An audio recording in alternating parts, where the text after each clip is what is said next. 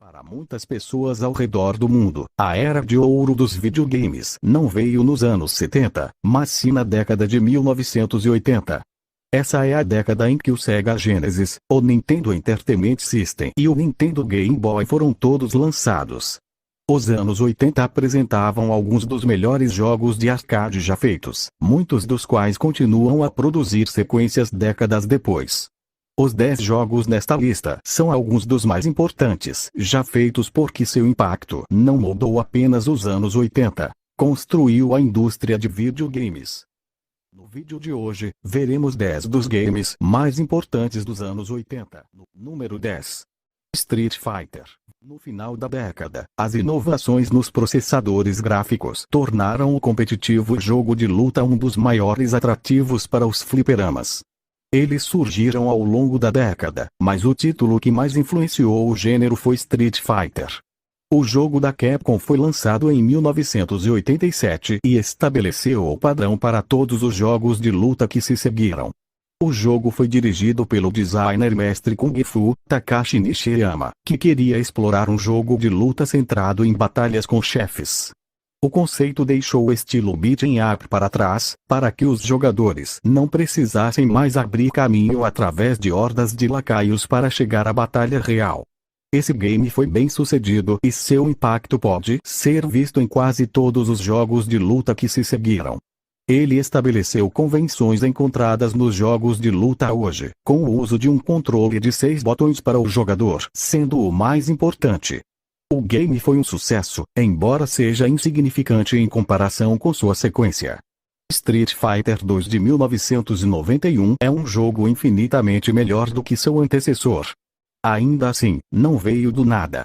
Embora Street Fighter não possa ser considerado um clássico como sua sequência, sua importância no gênero de luta é inegável. Número 9. Final Fantasy. Antes que os jogadores tivessem a chance de jogar Final Fantasy, eles tinham várias opções quando se tratava de jogos de RPG. Afinal, foi uma entrada relativamente tardia no gênero, mas isso não significa que não fosse importante. Na verdade, muitos jogadores argumentariam que é o RPG mais importante lançado no NES, possivelmente, na década de 1980 como um todo. No jogo, 4 jovens guerreiros da luz, cada um representando um dos 4 elementos do mundo por meio de cristais elementais, devem restaurar sua luz. Os cristais foram escurecidos pelos 4 campos elementais, e a busca para derrotá-los leva o jogador por todo o mundo. O game apresentou algumas inovações no gênero, mas não é por isso que é tão importante. Um ano antes de Final Fantasy cair para o NES, Dragon Quest quebrou recordes no Japão com mais de 2 milhões de cópias vendidas. O jogo chegou ao mercado norte-americano, mas Final Fantasy absolutamente o bateu na América do Norte, pois conseguiu atrair jogadores americanos muito melhor do que seus antecessores. Final Fantasy ajudou a popularizar o RPG fora do Japão, e o impacto disso pode ser visto em todo o RPG lançado nos últimos 30 anos. Número 8. SimCity. No final da década de 1980, Will White passou muito tempo trabalhando em livros didáticos de economia, arquitetura e planejamento urbano no mundo dos videogames. Isso foi quando os jogos de simulação estavam em sua infância, e a maioria dos jogadores estava mais interessada nos jogos de luta mais recentes ou PRG. Apesar disso, o SimCity de White iria entreter milhões de pessoas que provavelmente nunca imaginaram que poderiam estar interessadas em uma cidade. Simulação de construção. O game é basicamente isso, mas deu certo trabalho para publicá-lo. Por ser tão diferente de tudo o mais, foram quase 4 anos procurando um editor. Quando Broderband finalmente concordou em distribuir o jogo, ele não vendeu bem. Demorou um pouco, mas pegou, principalmente por meio de análises de jogos e boca a boca. Em 1991, ele foi portado para o Super NES, onde explodiu em popularidade, vendendo quase 2 milhões de cópias.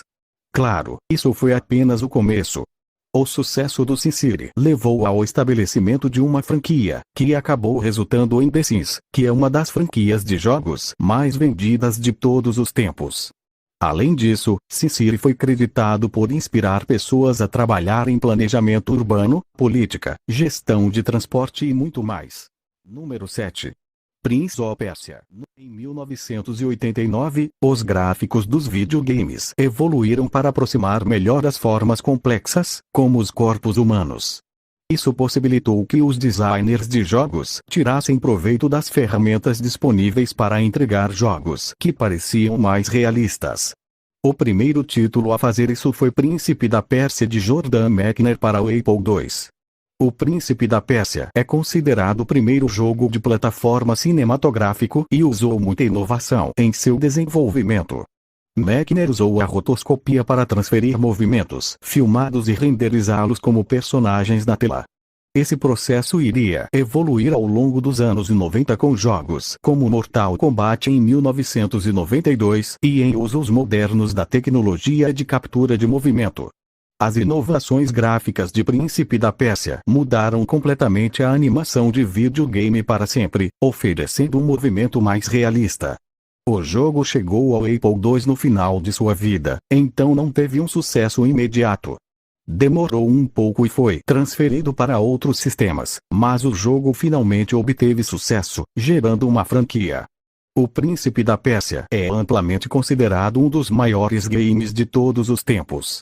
Seus gráficos inovadores, jogabilidade envolvente, mecânica de plataforma e excelente história atraíram os jogadores para a experiência de jogar.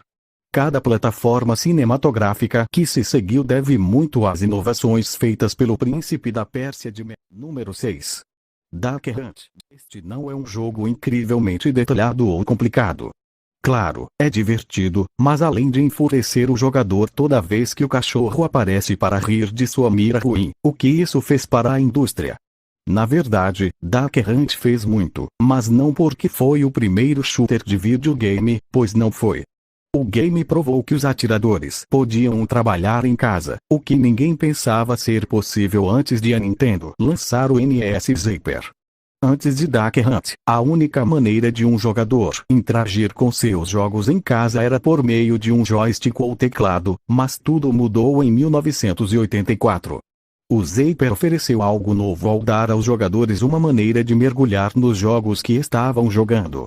Havia outros jogos lançados no NES que o usavam, incluindo Rogan's Wild Game, mas nenhum teve o legado ou impacto duradouro como Duck Hunt. O jogo também ofereceu uma espécie de modo para 2 jogadores, dando controle do voo do pato para a pessoa que está segurando o controlador. O sucesso do game e do Zapper levou a inúmeras inovações, resultando em plataformas de jogos como o Nintendo Wii. Número 5. Donkey Kong. Em 1980, a Namco lançou um pequeno jogo chamado Pac-Man e todos os desenvolvedores lutaram para atualizá-lo. Na época, a Nintendo estava tentando entrar no mercado norte-americano, e o sucesso do Pac-Man apenas os empurrou ainda mais para esse objetivo. Inicialmente, a Nintendo queria que a Zero-Two lançasse o jogo Popeye, mas não conseguiu garantir a licença. A Nintendo optou por criar novos personagens, então Shigeru Miyamoto começou a trabalhar. Ele criou personagens e uma história de fundo, que baseou em elementos retirados de Popeye, King Kong, a Bela e a Fera. Miyamoto estava apenas começando na indústria, mas já estava inovando de maneiras que mudariam os games para sempre. Uma das coisas que tornam Donkey Kong tão especial é a história que Miyamoto criou. Antes que o jogador possa jogar, uma rápida cinemática revela que um gorila gigante sequestrou a garota do herói, e cabe ao jogador resgatá-la. Esta foi a primeira vez que um videogame apresentou qualquer tipo de cutscene, e foi o primeiro jogo a priorizar a história antes do jogo. Antes de Donkey Kong, qualquer história atribuída a um jogo ou seus personagens era adicionada como uma reflexão tardia. Miyamoto mudou isso com seu primeiro jogo, e o legado de Donkey Kong pode ser visto em todos os videogames que vieram depois dele. Número 4. The Legend of Zelda. Quando os jogadores puseram as mãos no cartucho dourado para The Legend of Zelda, eles não tinham ideia do que estavam prestes a experimentar. Nos anos 80, os videogames não apresentavam um conceito de mundo aberto como o fazem hoje. Zelda mudou isso, estabelecendo uma norma encontrada em todo o RPG de ação e aventura daquele ponto em diante. Para ser justo, Zelda não é o primeiro jogo de mundo aberto, já que o conceito surgiu pela primeira vez no Jet Rocket dos anos 1970. Zelda usou jogos como Jet Rocket, Courageous Perseus e Hellblade para transformá-lo em uma experiência muito mais envolvente e agradável. Ainda assim, a aventura de mundo aberto não foi a única inovação que Zelda trouxe para a mesa. O cartucho de ouro continha algo sagrado dentro. Uma RAM alimentada por bateria interna tornou possível salvar o progresso do jogo de um jogador. Antes de Zelda, os títulos NES criavam senhas longas e complexas que os jogadores tinham que inserir para retomar seus jogos anteriores. Ainda assim, não era nada como salvar o jogo para pegá-lo mais tarde. As inovações de Zelda na mecânica de mundo aberto e a inclusão de uma capacidade de salvar o tornaram um dos melhores jogos já lançados no NES. Além disso, gerou uma enorme franquia e influenciou todos os RPG de ação e aventura de mundo aberto que se seguiram. Número 3. Tetris. Em 1984, Alexei Pajitnov criou um pequeno jogo de quebra-cabeça no Eletrônica 60 da Academia Soviética de Ciências. O jogo não tinha gráficos reais, deixando Pajitnov renderizar o que pudesse usando espaços e colchetes. O jogo não tinha sistema de pontuação, mas sua jogabilidade viciante era evidente desde o início. O Tetris se tornou incrivelmente popular no país, mas Pajitnov queria exportá-lo para outros países. O processo não foi nada fácil, mas depois de muito trabalho, chegou aos Estados Unidos em 1987. O jogo foi rapidamente portado para outras plataformas, mas foi só quando a Nintendo apareceu que o Tetris realmente decolou. A Nintendo desenvolveu uma versão do jogo para ser empacotada junto com o Game Boy, que foi lançado em 1989. A inovação de tornar o jogo portátil e competitivo com o Game Link Cable prende pessoas que nunca haviam jogado o videogame. O Game Boy foi um sucesso, mas muito disso teve a ver com o Tetris. Milhões de pessoas compraram o sistema apenas para jogar, tornando a Nintendo o rei absoluto dos jogos portáteis. Desde então, Tetris gerou numerosos portos e adaptações, com mais de 125 milhões de cópias vendidas em todo o mundo em seu 25º aniversário em 2009. Número 2. Pac-Man. Ao longo da década de 1970, a grande maioria dos videogames eram atiradores de um tipo ou outro. Os jogadores controlavam uma nave e explodiam inimigos, o que agradava mais aos homens do que às mulheres. Vendo isso, Toru Iwatani queria fazer algo diferente, então ele se concentrou em criar um jogo com personagens bonitos de desenho animado. O Pac-Man foi desenvolvido com tudo isso em mente, e o jogo foi um sucesso instantâneo. Com seu protagonista fofo em forma de torta e os fantasmas adoráveis, Pac-Man era um jogo que qualquer um poderia gostar e rapidamente se tornou um fenômeno cultural.